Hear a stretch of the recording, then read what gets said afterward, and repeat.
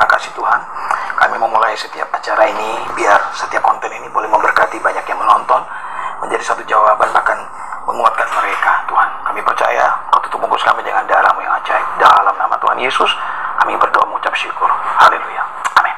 Amin. Oke. Open the door. Woi, jangan berisik, woi. Kau itu marah dulu. Kalau marah boleh nggak? Ya, marah untuk kebaikan bolehlah. Bisa ya. Yang penting jangan marah menghancurkan, coy. Wah, Bapak Pendeta. Saya panggil kau Bapak Pendeta saja ya. Bro aja, bro.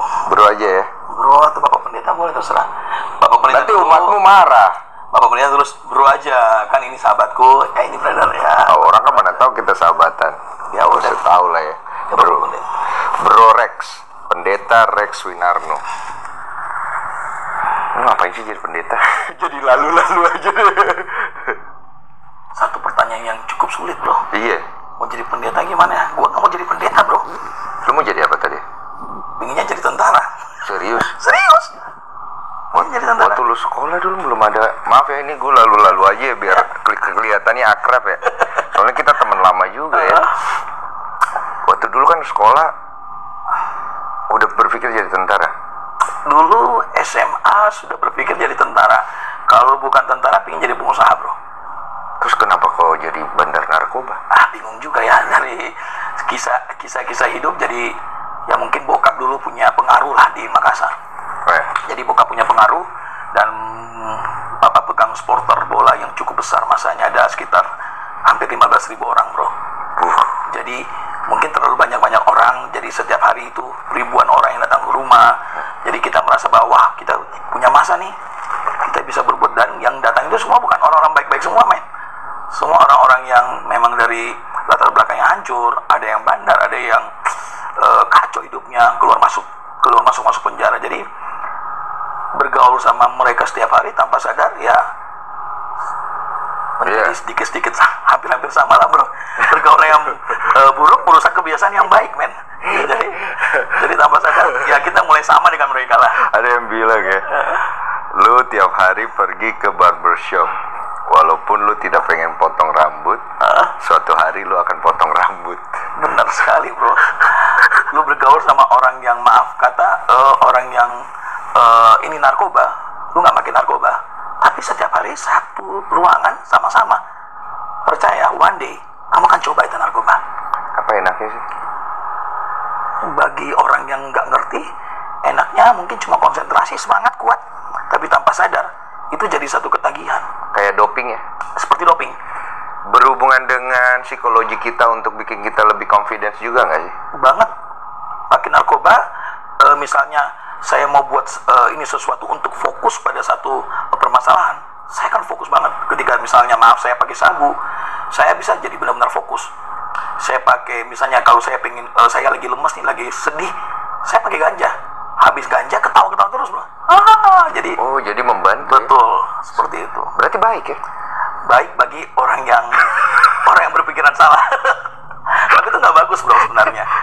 Efek kedepannya Belum sekarang, tapi 10 tahun nanti, 12 tahun akan punya efek. Karena saya cukup lama makin narkoba dari SMP. Semenjak kita kenal, bro. Iya. Oh, itu udah pakai? Saya udah pakai narkoba. Nggak kelihatan loh? Cuma nggak kelihatan. Jadi saya pakai dari SMP sampai umur 27 tahun. Ya cukup lama, sekitar 15 tahunan.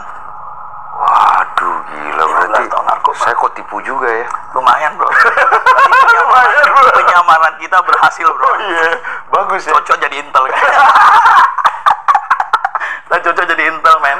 Mati karena narkoba, hidup jadi pendeta. Itu jadi pendeta. Itu ada ceritanya kan? Gimana itu? Lu awal mulanya kan lu cerita tuh, pokoknya lu tersesat nih, terus kemudian lu mengalami perjalanan yang sesat lah, ya istilahnya gitu. Lu bisa cerita nggak tuh? Awal mulanya gue juga kurang jelas soalnya. Jadi dari Makassar, kemudian lu kemana tuh? Ke Ambon. Ambon.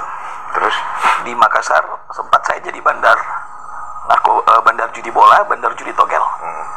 Saya pergi ke Ambon, akhirnya saya menjadi bandar narkoba di sana. Dan bukan cuma saya, kakak kandung saya juga sama. Kita sama-sama bekerja bagi kerajaan kegelapan. Banyak uang. Duitnya banyak. Kebetulan kita di Ambon punya supermarket dan rumah makan, bro. double lah, double income dari duitnya banyak. Pas lu jalanin, ini nggak sih kayak mikir kayak ini bakal sampai kapan gitu, mikir gitu nggak sih? Selama waktu 10 tahun belum. Saya mulai berpikir ketika di tahun 2008 awal tahun, ketika saya mulai sempat OD beberapa kali saya pakai, sampai satu hari saya pakai sabu itu sekitar 4G. Satu hari 4 gram itu dosis puluhan orang bro saya pakai. OD sampai berapa kali? 2-3 kali seperti itu. Dan yang luar biasanya di tahun 2008 saya dari punya segala-galanya, saya ada satu titik yang paling rendah dalam hidup saya. Semua habis. Mama saya kena kanker payudara stadium 4 akhir, dan di bulan 5 meninggal. Bukan cuma meninggal, mama saya meninggalkan utang yang cukup banyak. Usaha kakak saya nggak ada, ya mungkin satu hari cuma masuk 150.000 itu nggak akan cukup. Dan tanpa sadar usaha yang semuanya, ya keluarga kita nggak punya uang lagi, habis. Dan itulah menjadi titik yang paling rendah. Kakak saya masuk penjara, saya masuk penjara. Berapa lama vonis? Kakak saya 1 tahun 9 bulan, saya masuk 3 bulan karena sekitar 2-3 bulan, tapi saya dapat pertolongan Tuhan. Jadi memang ada yang saya kenal tiba-tiba bisa ngatur saya keluar, dan ya saya keluar. Tapi di titik itulah saya sempat dalam posisi make ini narkoba. Tiba-tiba saya memikirkan kalau saya gini terus bisa-bisa mati saya. Padahal lagi dalam high itu, lagi benar-benar tinggi. Lagi pakai narkoba bisa? Lagi pakai narkoba, dan saya mengalami satu dimensi ilahi mungkin yang supranatural, yang mungkin orang-orang mungkin sebagai manusia banyak yang nggak percaya seperti itu, tapi saya mengalami itu. Apa itu? Saya dibawa di satu titik sebelum mama saya meninggal, saya lagi makin narkoba nih, lagi ngokok biasa. Tiba-tiba ada suara aja ngomong, mamamu 3 hari lagi meninggal. Suaranya kayak gimana sih? Lembut banget tapi bikin kaget. Bikin kaget karena aku nggak pernah mengalami itu bro. Yeah. Tiba-tiba suara gini, mamamu 3 hari lagi meninggal, kamu harus ini balik. Aku kaget, aku kira setan, lari lah aku. Setan. Ternyata aku tanya bener, kerasa banget. Kayak manusia bicara gitu. Kayak lu lagi ngomong sama gua sekarang bro.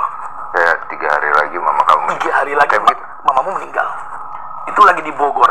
Nah kebetulan saya di rumah tante saya, seorang pendeta. Anehnya saya nggak pernah merasakan suasana damai sejahtera, dan ketika itu saya pertama kali merasakan benar-benar damai itu di rumah pendeta. Karena di rumahnya setiap hari ada worship yang naik, namanya Tante Mary. Jadi setiap hari worship, suasana atmosfer itu beda dengan yang lain. Jadi saya rasa damai banget. Nah ketika saya sedang mungkin make di sana, sedang merokok, tanpa sadar aku dengar suara itu bro. Aku turun, larilah saya pergi ke tante saya. Tan, aku dengar suara setan. Padahal ini suaranya Tuhan ini bro. Dulu kan kita masih belum ngerti nih. Bos narkoba takut setan juga ya? Setan sih nggak terlalu takut bro, lebih takut miskin bro. Tapi itu satu keanehan yang lu tidak pernah alami, panik juga. Panik saya. Dan saya kaget, dan karena saya paling takut adalah kehilangan mama saya. Karena saya orang yang paling mencintai mama saya. Di titik-titik itulah. Karena begini, waktu saya nakal, tidak ada orang yang menjadi teman curhat saya, tidak ada yang menjadi teman cerita saya bro. Yang menjadi teman curhat saya, tempat saya sharing pikiran, tempat saya cerita banyak hal, tempat saya minta duit, itu di mama saya. Tempat saya merasa paling aman itu adalah ketika saya bicara dengan mama saya. Mama tahu nggak kamu narkobaan? Tidak tahu. Sampai di titik mama saya meninggal, mama tidak tahu. Terakhir sebelum meninggal, nggak tahu. Seminggu dia nggak tahu, karena saya melakukan satu dosa yang paling parah menurut saya. Mama saya ketika mau kemoterapi yang terakhir, uangnya terakhir saya curi bro, untuk beli narkoba. Mama saya meninggal karena saya bro. Terus waktu masih jadi bandar, ya, pemakai juga, ya, gereja juga. Gue nggak kenal Tuhan men. Nggak kenal Tuhan bukan berarti nggak ke gereja kan? Gue pernah ke gereja, gue pernah ke masjid. Oh berarti ada. Gue pernah ke kelenteng, gue pernah Kongfucu, gue pernah Buddha, gue pernah ateis. Pertanyaanku kan adalah ketika lagi masa pakai narkoba sama jualan nih lagi asik nih ya kan? Ya. Masih sempat ke gereja kelenteng atau gitu nggak? Pernah ke kelenteng, gereja, cuma simple, cuma minta Tuhan, gue ini pendosa, gue butuh pengampunan, seperti itu saja. Gue nggak ngerti Tuhan, men. Ya, lebih ke apa ya? Apa sih istilahnya? Kayak itu memuaskan rasa bersalah kita aja mungkin seperti itu ya. Pas keluar rasanya biasa lagi, seperti biasa aja. Tapi lebih lega sih. Karena begini, seperti iya, ada lebih leganya kan? Iya, lebih lega aja. Tapi tetap bandar narkoba. Tapi tetap aja bandar narkoba. Narkoba tetap nggak ada yang berubah. Sampai di titik yang paling rendah, mama saya meninggal akhirnya, dan itu gara-gara saya curi uang kemo terakhirnya, dan mama saya tahu akhirnya. Tapi sebelum itu, mama saya menjadi parah banget di sana. Semua saya lawan. Saya bukan menjadi Rex yang sama lagi. Saya menjadi Rex yang pembangkang karena tanpa sadar narkoba mengubah saya, bro. Iya. Menjadi pribadi yang kejam, pembohong, pencuri, dan menggunakan semua kekerasan akal cara untuk bagaimana saya bisa makai. Makanya bahayanya adalah ketika kamu menjadi seorang pecandu, dia akan mengubah karaktermu, bahkan mengubah seluruh masa depanmu. Wah, satu quotes yang sangat bagus sekali itu. Sekarang yang gue pengen tanya, akhirnya narkoba ini yang lu salahin atau dirimu sendiri? Narkoba pasti ada. Dunia ini penuh dengan yang namanya baik dengan jahat. Jahat pasti ada. Tapi pertanyaannya, mau nggak kita buka celah untuk kejahat itu masuk dalam kita? Ya. Selama kita masih kuat, kekuatan kita kuat, kita dekat dengan Tuhan, mungkin seperti ini sekarang, kejahatan itu bahkan keadaan nggak bisa mempengaruhi kita lagi sebenarnya. Jadi ketika siapa yang mau disalahkan, yang paling saya salahkan pertama adalah diri saya sendiri. Ya. Karena saya belum kuat dan saya adalah orang yang paling gampang terpengaruh. Yang kedua, kalau mau salahkan keadaan, saya enggak. Dari keadaanlah justru saya belajar dari kesalahan seorang Rex yang hancur, seorang Rex yang parah, seorang Rex yang mungkin kejam dan buat hal yang parah, kacau. Dari keadaan inilah saya belajar menjadi Rex yang lebih baik. Dari keadaan itu? Ya. Ada pertemuan dengan Tuhan gak secara spiritual? Ini yang membuat saya bertobat secara radikal adalah tahun 2008. Ketika mama saya sudah meninggal, saya pergi ke Bogor. Saya pergi ke Bogor. Pas ke Bogor, saya ikut tante saya pelayanan penjara nih. Napi-napi banyak banget. Napi di Peledang Bogor ini kapasitasnya lebih over limit. Jadi ketika saya sampai di sana, kapasitas cuma sekitar 1.500 untuk menampung napi. Tapi di dalam hampir 5.000 orang. Banyak banget itu. Banyak banget. Dan tiba-tiba saya punya rasa gini, Tuhan, aku pengen tolong mereka dong. Ada rasa, tapi suara yang pernah aku dengar waktu 3 hari lagi mamamu meninggal, dan itu terjadi, itu muncul lagi. Oh, ada lagi. Ngapain lu mau tolong orang kalau lu belum bisa nolong dirimu sendiri? Oke. Dari sana gue bilang, oke, kalau memang itu suara memang dari Tuhan, saya bilang, tunjukkan saya jalannya Tuhan. Oke.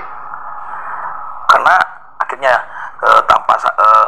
ini berjalannya waktu 2 bulan kemudian, entah gimana saya pengen sekolah ke Gilbert Lumendong waktu itu. Tapi tiba-tiba berubah. Tante saya bawa saya masuk ke dalam sekolah di Alkitab Cianjur Pendeta Aun Datuk. Itu sekolah penggemblengan yang paling keras. Dan tanpa sadar saya masuk ke sana. Saya masuk sana, saya lihat, wah ini nggak bisa pegang handphone, nggak bisa nonton TV, nggak ada AC-nya, nggak ada uang jajannya. Aduh, setengah mati nih. Saya kabur dari sekolah. Saya pergi mana, bro? Alexis, bro. Ini yang kita tunggu, guys. Oke, ya kita akhiri di sini ya. Pendeta juga manusia, bro. Iya. Pendeta juga manusia. Betul. Kita bukan orang yang hebat. Nah, kita punya titik lemah. Makanya bagaimana kita dari titik-titik lemah itu, kita belajar untuk membentengi supaya titik lemah itu bukan lagi menjadi titik yang rawan, tapi menjadi titik yang paling kuat untuk kita bisa berhadapan dengan apa yang akan terjadi ke depan. Gila tuh, udah mau berubah, belok. Saya belok, cuma saya nggak pakai narkoba nih, cuma narkobanya nggak dipakai lagi. Itu totali berhenti dari. Cuma wanitanya yang dipakai. Narkoba berhenti deh. Ya, sudah mulai berhenti, sudah mulai berhenti. Nanti saya akan ini cerita setelah jadi pendeta apa yang terjadi nih. Jadi ini titik awal dulu. Saya pergi ke teman saya di Puri Indah. Yeah. Di Puri Indah itu saya bangun jam 2 subuh. Tidak dalam pengaruh narkoba, tidak dalam pengaruh alkohol. Ini kejadian kapan nih? Biar kita tahu nih rangkaian. Sebelum masuk sekolah Alkitab. Jadi saya udah pergi sekolah ini lari. 2008. Iya. Saya lari, tiba Tiba-tiba saya ke rumah temanku. Disinilah saya mengalami titik yang membuat saya hari ini menjadi radikal. Oh, ini setelah Alexis nih? Setelah Alexis. Oh, lanjut. Pulang tidur di Puri. Puri, oke. Jam 2 saya bangun. Haus banget nih. Jadi kayak gini, minum duduk nih seperti ini. Duduk. Tiba-tiba bukan mimpi. Loh, saya di mana? Saya dibawa ke satu tempat yang tempat itu luas banget, terang banget, lantainya emas semua. Lagi minum? Kayak lagi kamu dibawa split. Ini lagi minum nih? Tutup. Lagi di tempat ini kan. Tiba-tiba lu lagi sadar, lu buka mata, lu ada di tempat yang berbeda. Kok serem? Aku sampai merinding dan saya ketakutan. Tempat ini gede banget, luas, nggak ada ujungnya. Lantai mas? Lantainya mas, terang banget sampai rasanya silau. Adem, belum silau. Nah saya bilang, wah keren banget nih tempat. Saya mulai jalan. Tiba-tiba saya lihat ada satu seperti roh yang melayang-layang, terang banget. Kayak sinar yang melayang? Seperti sinar, kayak asap. Oh iya? Cuma kilau banget, lebih kilau dari lantai mas itu. Asap yang berlampu kalau istilahnya? Seperti itu. Menyala? Terang banget. Saya kejar tuh. Tiba-tiba saya kejar.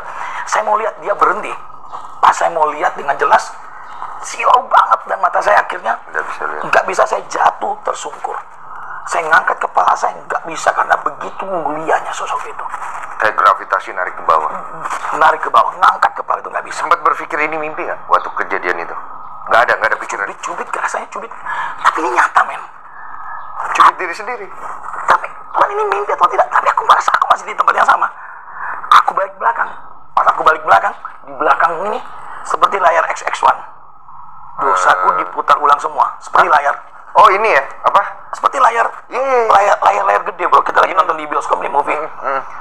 Aku sudah menonton diriku dari Rex yang berbuat dosa pertama kali sampai Rex yang membuat mama saya meninggal. Surga itu makan. Dia nih anak sepejajan, sumpah mati. Ayo situ. Semua kelihatan film membuat saya nangis dan saya udah nggak tahan. Tuhan, kalau memang Engkau Tuhan, tunjukkan saya jalan yang lurus. Karena dalam pencarian agama ya bukan berarti agama lain salah, karena saya menghormati sekali setiap saudara saya, keluarga saya Muslim, Buddha, Konghucu, dan saya menghormati mereka. Tapi saya bilang, Tuhan, kalau memang Engkau Tuhan dan Engkau mau buat saya bertobat, tunjukkan saya jalannya. Berikan saya jalan yang saat lurus. itu ya, masih di momen yang tadi ya? Di momen yang sama. Terus apa yang terjadi? Tiba-tiba aku dikasih 3 benda. Kertas, pedang, dan piala. Saya bilang, apa ini Tuhan artinya? Kertas ini adalah kertas kosong. Dan dia bilang, kamu yang mengisi hidupmu. Aku menciptakan manusia, tapi manusia yang menentukan hidupnya sendiri. Kalau kamu mau pegang benda yang kedua, pedang, kamu harus pilih dulu Tuhan. Pedang ini adalah kebenaran. Kalau kamu pilih Tuhan, kamu harus hidup dalam kebenaran. Saya bertanyalah, karena saya bingung dalam pencarian saya. Tunjukkan saya kebenaran itu. Tiba-tiba jatuh dari atas itu Alkitab. Ada Alkitab jatuh. Buku, dan dia bilang, akulah jalan dan kebenaran dan hidup. Alkitab ini? Betul sekali. Terus kemudian? Saya kaget. Saya masih belum tahu nih. Akhirnya, kalau kamu hidup dalam kebenaran, maka piala ini akan menjadi milikmu. Kamu akan masuk yang namanya keselamatan, dan saya garansi itu. Tiba-tiba setelah itu aku kaget. Tapi aku nggak tidur, bro. Tiba-tiba aku rasa split lagi, pindah lagi ke tempat yang aku minum seperti biasa. Aku merinding. Film Jumper. Aku nangis, aku ketakutan. Sampai temanku, si Johan, kaget. Bangun, kenapa lu Rex? Gua nangis, gua ketemu dengan Tuhan. Langsung gua balik ke sekolah Alkitab. Dan akhirnya gua selesai sekolah gua di sana. Sempat gua cari dulu, di mana sih ayat yang bilang akulah jalan dan kebenaran dan hidup? Tidak ada seorang pun yang dapat sampai kepada sorga kalau dia tidak melalui saya. Iya betul. Saya cari nih. Saya cari ke Buddha, saya cari ke Muslim, ke beberapa teman-teman kita. Nggak dapat. Dan saya dapat di Alkitab. Di dalam Injil Yohanes, pasal yang ke-14 ayat 6. Akulah jalan dan kebenaran dan hidup. Persis seperti apa yang dia ngomong. Dari sana saya bilang, Tuhan, kalau Tuhan sudah mimpin saya sejauh ini, hari ini, tuntunlah saya. Mulai tekad Tekad masuk ke sekolah Alkitab, dan akhirnya akhirnya saya masuk Jadi sekolah. masuk itu sekolah, belok ke Alexis, ke rumah teman, balik lagi, nggak belok. Di dalam sekolah masih merokok sembunyi-sembunyi. Kan namanya begini, pertobatan itu mesti ekstrim, tapi karakter itu butuh waktu, bro. Ya. Banyak orang yang berharap mungkin sama Denny langsung, Dan, lu jadi orang yang baik banget nih. Banyak, hampir semua dari kita. Misalnya contoh kayak lu udah terima Tuhan nih, misalnya tiba-tiba orang mau berharap udah bener. sisi yang paling baik. Padahal tanpa dia sadar, kita ini dari 100 kejahatan, kita untuk ubah 70, itu udah puji Tuhan banget. Mereka berharap, mereka masih melihat sisi 30 kita. Telapak tangan gitu. Mereka melihat 30 ini masih jelek, dan mereka tetap menghakimi kamu. Ini yang keliru. Ya, dia tidak melihat usaha Kita, effort kita, hati kita, semangat kita untuk berubah. Yang dia lihat, yang dia mau lihat Itu aja. adalah kamu. Inilah kelemahan kita. Seolah-olah orang itu sudah benar dengan Seperti Tuhan. Padahal kita bukan Tuhan. Kita butuh bimbingan Tuhan. semua butuh bimbingan Tuhan. Maka dari itu, kita yang nggak benar dibuat jadi orang benar, bro. Nah, kalau orang yang udah benar setiap harinya yang kita ketemu yang mencitrakan dirinya benar dibuat jadi apa? Nah, itu yang keren. Jangan-jangan mereka yang nggak benar. Kagak tahu juga. Ya, kita nggak pernah ngerti. Iya. Begini, kalau merasa diri benar terus, tapi tanpa sadar, kita di dalam hati kita hujat orang, kita iri hati, kita ceritakan yang jelek, tanpa sadar justru kita yang nggak benar. Ada quotes, saat aku merasa benar, disitulah aku salah. Ya, Karena merasa benar ini adalah satu sifat yang kemudian akhirnya membuat kita lupa bahwa kita bukan Tuhan. di dalam rasa benar diri, di sanalah kesombongan ada. Lucifer jatuh bukan karena dia bukan karena dia jahat, tapi karena dia merasa ingin seperti Tuhan. Dia merasa ingin seperti Tuhan. Merasa benar, dia ingin seperti Tuhan. Tanpa sadar, itulah dosa pemberontakan yang paling besar. Jadi ketika kita merasa benar, justru di sanalah keangkuhan kita hadir. Padahal sebenarnya kebenaran sejati adalah kita menjadi benar. Karena Tuhan Merasa benar. bukan merasa benar. Kita dibenarkan Tuhan, bukan karena kita sudah benar. Nah, semua orang berdosa, makanya semua butuh Tuhan. Iya. Supaya oleh Tuhan kita dibenarkan. Setuju juga. Agak-agak dalam ya. Jangan enggak kan? Makanya pikir Nonton loh. lagi, nonton Pikir sampai loh. 70 kali. Gue langsung mikir gitu. Oke, gue mau singkat nih. Kemudian jadi pendeta. Ya kan udah jelas tuh alurnya. Terus ngapain? Gini, saya mau cerita tentang satu hal. Kadang kita merasa bahwa kita ini sudah yang paling benar nih. Ya. Jadi pendeta udah pasti benar-benar semua nih. Justru tanpa sadar, saya pun mengalami satu siklus yang jatuh bangun, bro. Saat sudah menjadi Sudah pendeta, saya justru melihat bahwa sekeliling saya itu nggak jadi berkat. Wah, tanpa sadar, ya mungkin akan banyak yang marah saya nih. Tapi gue nggak peduli, bro. Namanya kebenaran, ya gue harus cerita, coy. Ya, sekeliling gue yang nggak jadi berkat, akhirnya tanpa sadar. Itu yang membuat saya, wah, sama aja. Gue dulu mafia, preman, semua tahu memang gue nakal ya. Iya, ini gue udah jadi pendeta kok. Masih sama aja nakalnya, tapi terbungkus dengan kemasan yang rapi. Lu bisa khotbah, tapi dosa lu jalan-jalan terus. Itu kan munafik, bro. Ya, bukan mengecilkan kekristenannya. Kristen banyak yang baik, tapi oknumnya yang nggak benar. manusianya toh. Dan gua jatuh di sana. Karena gua pun masih belum kuat waktu itu. Oh, ada jatuh lagi. Jatuh. Gua lihat sama aja, mending gua biasa aja. Karena gua difitnah, gua digencet, gua dibilangin sesat lah kanan kiri dan tanpa sadar itu dilakukan bukan saudara-saudara saya yang dari seberang, saudara-saudara saya malah dukung saya, bro. Malah dari Kristennya. Dari orang di lingkungan. Orang-orang dalam sendiri. Kita tidak ngomong semua. Ya. Karena banyak yang baik. Oknum, kembali lagi. Oknumnya banyak yang nggak benar. Ya. Mereka tidak merasa nyaman dengan kehadiran. Ya. Dan kemudian mereka merasa benar dengan pemikiran mereka. Ya. Dan apa yang mereka rasakan. Ya. Itu diapain? Waduh, sempat gua dicekal, ini jelek-jelekin, gua dihambat. Tapi tanpa sadar, semakin gua nggak lawan, gua doain mereka. Ya, gua berserah sama Tuhan. Kalau Tuhan yang pimpin saya percaya tangan manusia nggak akan pernah bisa mengalahkan tangan Tuhan. Jalan. Saya nggak peduli. Saya bilang begini, 1 juta tangan manusia berusaha untuk menggagalkan saya. satu tangan Tuhan cukup untuk mengalahkan 1 juta tangan manusia. Amin. Gue jalan juga, tapi tanpa sadar, yang gue belum kuat itu membuat gue sama aja nih. Gue mulai hilang. Iya, karena kan gini ya, ini standar kita berpikir ya. Jadi pendeta itu atau jadi apa ya, pemuka agama itu kan berarti status sosialnya menjadi lebih berat. Ya. Tapi di satu sisi menjadi lebih terpandang. Ya. Tapi kemudian itu menjadi sebuah jalan untuk setiap orang, terutama untuk Rex sendiri, bukan jalan yang mudah karena backgroundnya nggak datang dari situ. Benar itu adalah sekali. sebuah panggilan yang datang dari hati. Ya. Menjalannya dengan hati nih. Ya. Terbuka nih, gampang ditembak nih, ya kan? Coba untuk taat, coba untuk ngikutin jalan yang benar, tapi dari sesama komunitasnya dihantam. Benar sekali. Itu kan Sakit banget bro. ya, Justru gue berharap like a brothers. Justru kalau brother itu adalah ketika kamu lemah, dia memberikan tangan untuk yuk itu kita bareng-bareng. kita punya ekspektasi ya. Tapi berbeda kadang. Terus kemudian gimana? Itu oknum. Jadi tanpa sadar itu menghancurkan saya. Saya kembali lagi bro. Kembali kemana? Ke dunia yang lama lagi. Gue berpikir kembali ke Alexis. Ya. Kembali ke dunia. Oh, narkoba lagi. Nah, jatuh lagi narkoba lagi. Wow, narkoba lagi, perempuan lagi. Aduh, kacau banget hidup saya bro. Kacau. Tambah lebih parah.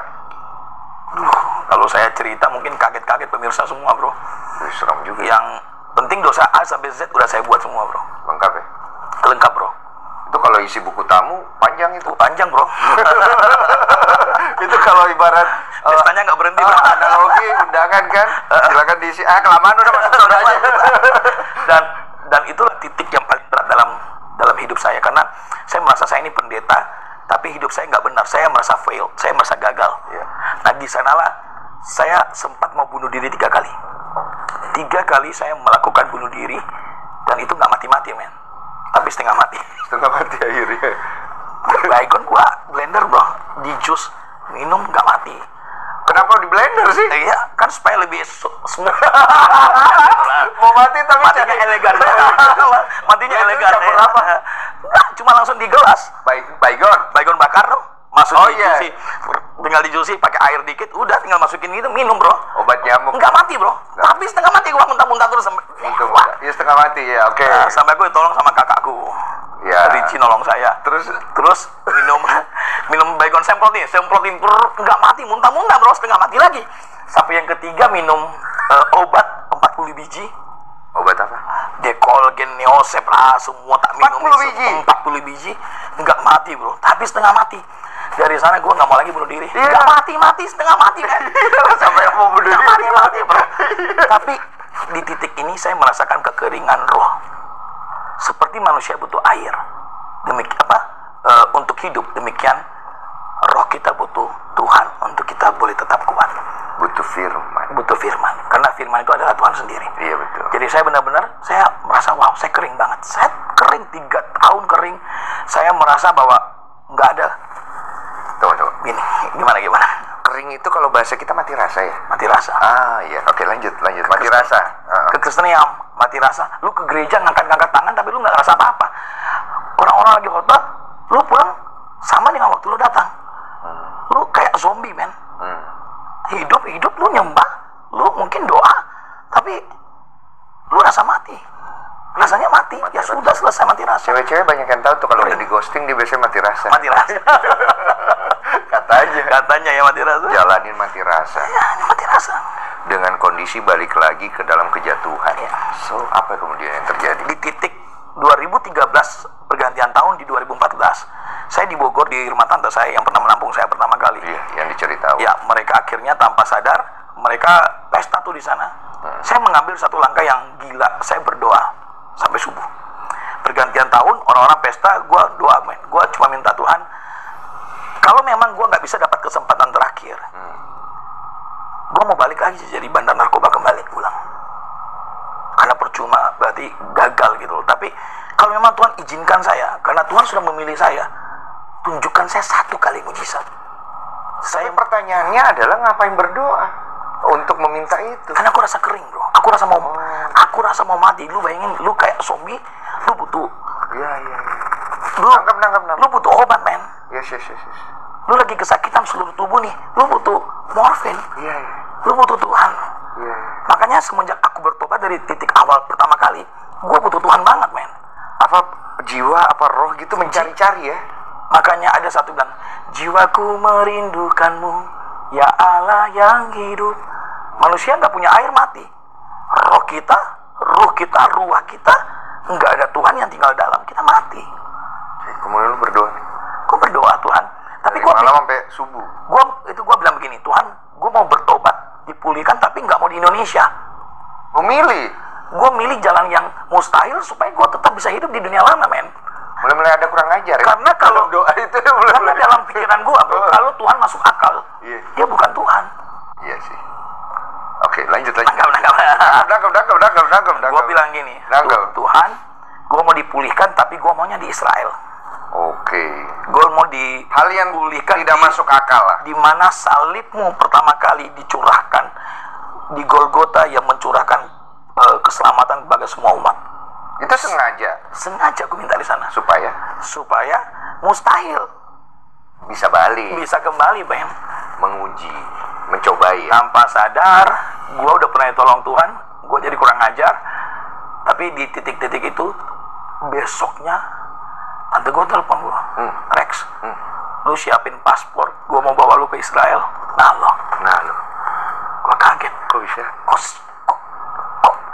secepat itu Tuhan? Gue kaget. Gue kaget banget. Dan akhirnya akhir Januari aku berangkat di sana. Di sana saya dipulihkan, dan sampai hari ini saya nggak menyimpang ke kanan dan yang ke kiri. Karena saya tahu kalau yang mustahil saja dia bisa kerjakan. Maka ya Tuhan, sudahlah. Berarti segala apapun yang akan saya buat, hal yang mustahil ke depan, saya percaya dia yang sumber segala sesuatu, membuat semua langkah saya menjadi tidak mustahil. Iya, amin. Dan dari sini kita juga belajar dari ceritamu bahwa sebuah pertobatan butuh proses. Dan jangan kita melihat diri kita benar dalam proses orang. Karena setiap orang itu punya karakter Berbeda. Yes. Dalam proses itu mereka babak belur. Mereka harus melawan dirinya sendiri, ditambah melawan kita. Dan kita hadir bukan jadi penolong, bro. Kita jadi hakim. Lu kan salah, lu kan bego. Tanpa sadar akhirnya kita menghancurkan iman orang. Iya. Menghancurkan harga diri orang, menghancurkan kepercayaan diri orang untuk bangkit. Iya. Ini salah. Dan hari ini harus berhenti. Iya. Karena yang berdosa butuh kita. Orang yang pernah ada di dalam lingkup itu, menolong mereka. Kita bukan superhero. Semua pemuka agama bukan superhero. Mereka punya kelemahan. Tapi kalau mau berharap orang langsung sempurna, kita nggak bisa. Semua butuh waktu. Lu nanam bunga aja butuh waktu tumbuh kok, bro. Iya. Lu mau nanam satu pertobatan orang langsung masuk, mau besoknya muncul ini langsung jadi indah, nggak bisa. Butuh waktu. Iya, memang semua perlu proses kan. Daud butuh waktu 27 tahun untuk menjadi raja. Yusuf butuh waktu 13 tahun untuk bisa diberkati jadi penguasa atas seluruh Mesir. Musa butuh 40 tahun di padang gurun untuk bisa memulakan umat dari keterikatan, dari belenggu penjajahan. Iya, yang seharusnya 40 hari sih katanya. Iya. Kalau nggak banyak nggak banyak komplain gitu. 3 hari udah lewat. Iya. 3 hari udah lewat sebenarnya. Iya. Dalam perjalanan akhirnya jadi pendeta. Sudah jalan yang benar, tidak menyimpang ke kiri dan ke kanan. Masih lah ada marah-marah sedikit lah, mungkin lah. Itu manusiawi ya. Manusiawi kita lah. masih lihat itu sebagai sisi manusiawinya. Yang penting udah nggak main narkoba, udah nggak main cewek ya. Baratnya udah jalan, udah meninggalkan dosa yang lama nih. Dosa yang baru datang. Dosa yang baru ada lagi ya. Tapi tidak separah yang dulu lah ya. Dalam berproses.